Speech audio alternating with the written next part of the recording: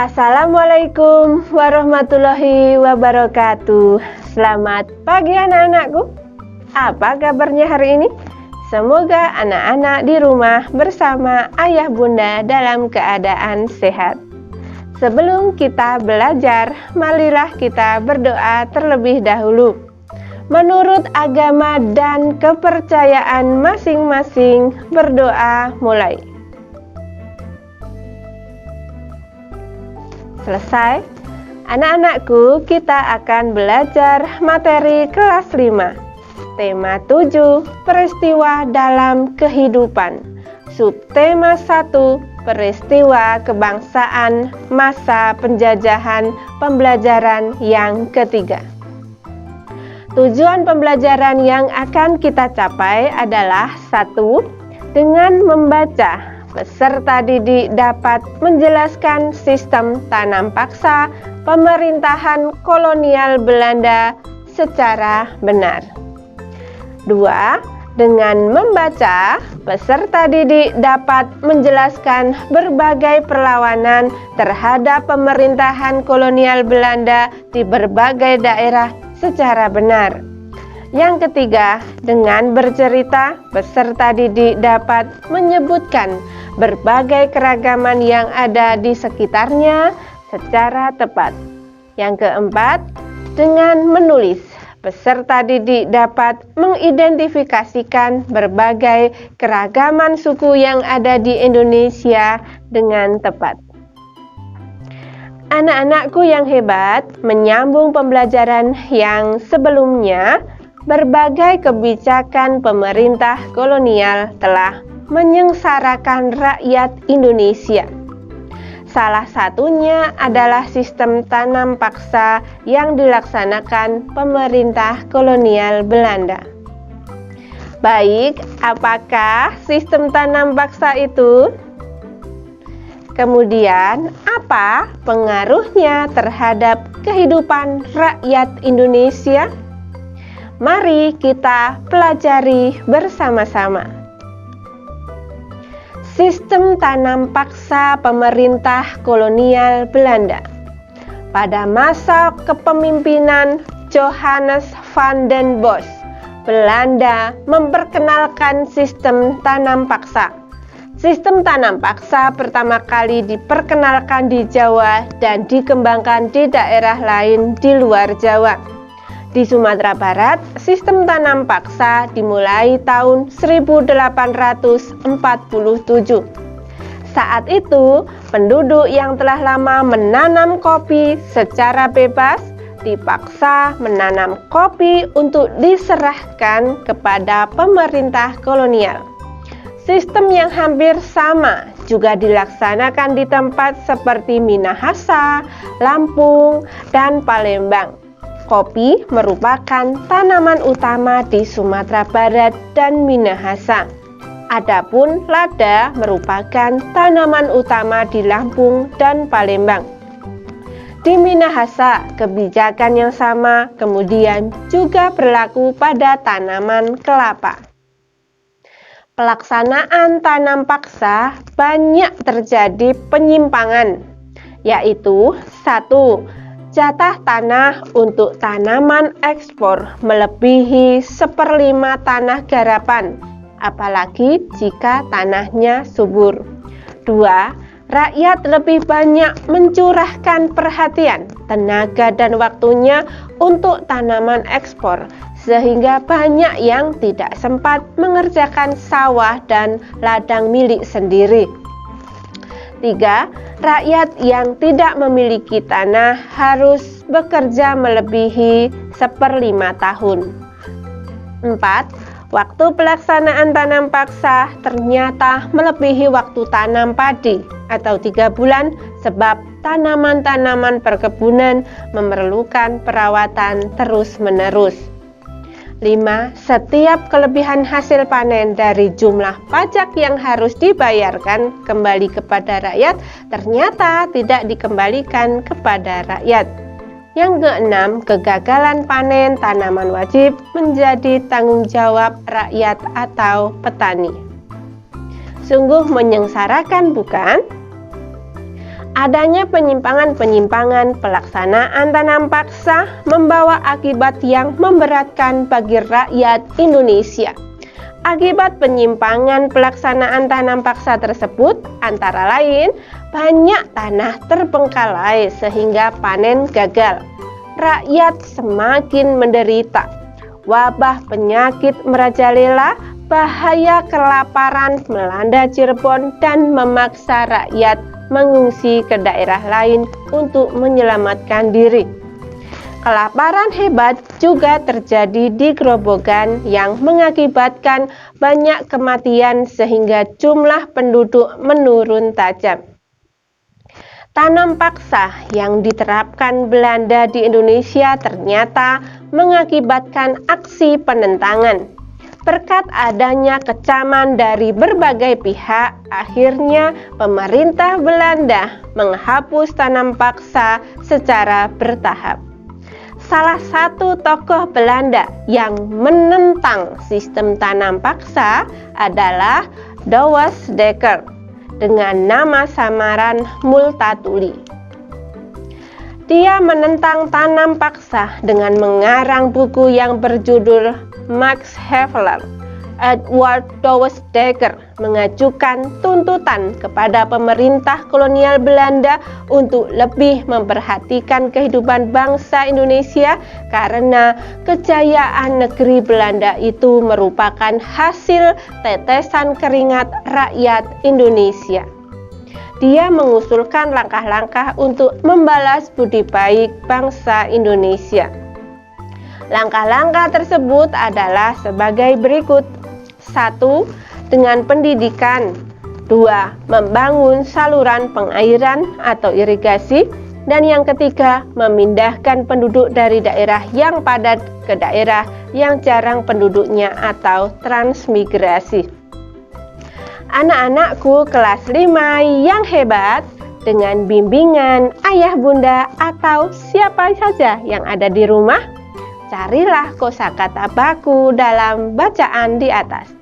Kemudian carilah artinya dalam Kamus Besar Bahasa Indonesia. Apakah kalian mempunyai Kamus Besar Bahasa Indonesia di rumah? Bagi yang punya bisa dicoba. Yang belum punya bisa diperhatikan dahulu bagaimana penggunaan Kamus Besar Bahasa Indonesia berikut ini. Pilihlah sebuah kata dari daftar kosakata barumu. Misalnya, pilar. Bukalah kamus kalian, carilah daftar kata-kata yang dimulai dengan huruf P. Ingat, setiap kata pada kamus selalu diurutkan berdasarkan urutan abjad. Dalam daftar kata yang berhuruf awal P, carilah daftar kata yang dimulai dengan huruf P dan I atau pi. Kemudian carilah daftar yang dimulai dengan PIL atau pil. Kata pilar akan kalian temukan di antara kata-kata itu. Selamat mencoba. Untuk lembar kerja yang pertama, anak-anakku, pahamilah bacaan di atas, kemudian tuliskanlah informasi penting dalam bacaan ke dalam kolom-kolom berikut ini menggunakan prinsip kata tanya apa, di mana, kapan, siapa, mengapa, dan bagaimana. Reaksi rakyat Indonesia terhadap pemerintah kolonial Belanda pada awalnya disambut dengan baik. Namun, lama-kelamaan rakyat Indonesia mengadakan perlawanan karena niat jahat bangsa-bangsa Eropa itu mulai terkuak. peristiwa perlawanan terhadap Portugis. Setelah Malaka dapat dikuasai oleh Portugis pada tahun 1511, terjadilah persaingan dagang antara pedagang-pedagang Portugis dan pedagang di Nusantara. Perlawanan dari Aceh sebagai berikut. 1. Sultan Ali Muqayyad Shah pada tahun 1514 sampai 1528 berhasil membebaskan Aceh dari upaya penguasaan bangsa Portugis. Yang kedua, Sultan Alauddin Riayat Shah tahun 1537 sampai 1568 berani menentang dan mengusir Portugis yang bersekutu dengan Johor. Yang ketiga, Sultan Iskandar Muda tahun 1607 sampai 1638. Raja Kerajaan Aceh yang terkenal sangat gigih melawan Portugis adalah Iskandar Muda. Pada tahun 1615 dan 1629, Iskandar Muda melakukan serangan terhadap Portugis di Malaka. Kemudian perlawanan di Maluku. Rakyat Ternate mengadakan perlawanan karena Portugis serakah, ikut campur dalam pemerintahan, membenci agama rakyat Ternate dan bersikap sewenang-wenang. Rakyat Ternate dipimpin oleh Sultan Hairun bersatu dengan Tidore melawan Portugis hingga Portugis terdesak. Pada waktu terdesak, Portugis mendatangkan bantuan dari Malaka yang dipimpin oleh Antoni Galvo sehingga Portugis mampu bertahan di Maluku. Kemudian tahun 1565, rakyat Ternate bangkit kembali di bawah pimpinan Sultan Hairun. Portugis berusaha menangkap Sultan Hairun.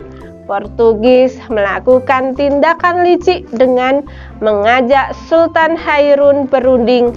Dalam perundingan tersebut, Sultan Hairun ditangkap dan dibunuh.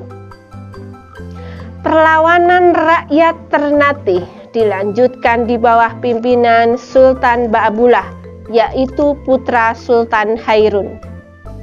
Pada tahun 1574, benteng Portugis dapat direbut, kemudian Portugis menyingkir ke Hitu dan akhirnya menguasai dan menetap di Timur Timur sampai tahun 1975. Anak-anakku, perhatikan gambar berikut ini. Ini adalah gambar para pahlawan yang gigih melawan penjajah. Untuk lembar kerja selanjutnya adalah, anak-anakku, coba identifikasikanlah pahlawan-pahlawan tersebut dalam kolom berikut ini. Ada 5 kolom yang harus kalian isi, yaitu nama pahlawan, asal daerah, alasan melakukan perlawanan, bentuk perlawanan, dan hasil perlawanan.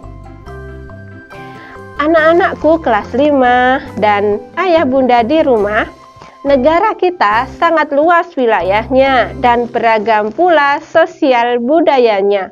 Seandainya setiap daerah, suku, dan golongan bersatu padu melawan penjajah, niscaya penjajah dapat kita usir sejak dulu kala. Budaya merupakan segala sesuatu yang dihasilkan oleh akal budi manusia. Adapun wujud budaya adalah 1. Gagasan atau ide, misalnya kepercayaan. 2. Tindakan, misalnya upacara adat dan seni pertunjukan. Yang ketiga, benda, misalnya pakaian adat dan senjata tradisional.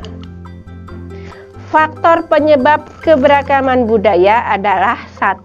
Faktor keturunan, yang kedua perbedaan kondisi geografis, dan yang ketiga pengaruh kebudayaan luar. Untuk faktor keturunan atau ras, di Indonesia ada 4 kelompok ras, yaitu 1. Kelompok ras Papua Melanezoid terdapat di Papua, Pulau Aru, dan Pulau Kai.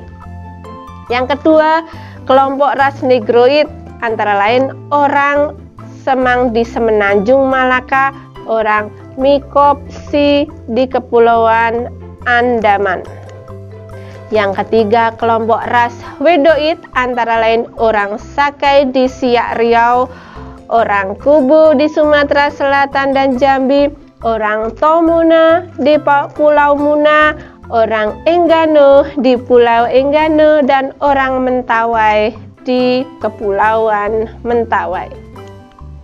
Keempat adalah kelompok ras Melayu Mongoloid yang dibedakan menjadi 2 golongan, yaitu 1. Ras Proto Melayu atau Melayu tua antara lain suku Batak, suku Toraja, dan suku Dayak. Ras Mongoloid atau Cina, warga keturunan Arab, Pakistan, India, dan ras Kaukasoid hidup berdampingan membaur menjadi warga negara Indonesia. Masyarakat Indonesia tidak mengenal superioritas suatu ras dan tidak menganut paham rasialisme. Faktor keturunan dapat memunculnya beragamnya suku di Indonesia. Masyarakat Indonesia yang majemuk terdiri atas beberapa suku bangsa. Bahkan berdasarkan sensus tahun 2010, jumlah suku di Indonesia ada 1.340. Perbedaan geografis turut berdampak pada munculnya berbagai ragam mata pencaharian. Contohnya, perikanan, pertanian, kehutanan, dan perdagangan. Pada setiap bidang tersebut, mereka mengembangkan corak kebudayaannya masing-masing. Yang terakhir, pengaruh kebudayaan luar. Bangsa Indonesia adalah contoh bangsa yang terbuka. Keterbukaan ini dapat dilihat dari besarnya pengaruh asing dalam membentuk keberagaman masyarakat di seluruh wilayah Indonesia. Anak-anakku yang hebat, untuk lembar kerja yang 3, sebutkan suku bangsa dalam diagram berikut ini. Anak-anak, hari ini kita sudah belajar menjelaskan berbagai perlawanan terhadap pemerintah kolonial Belanda di berbagai daerah. Kemudian, anak-anak juga sudah menyebutkan berbagai keragaman yang ada di sekitar kita dan mengidentifikasi berbagai keragaman suku yang ada di Indonesia.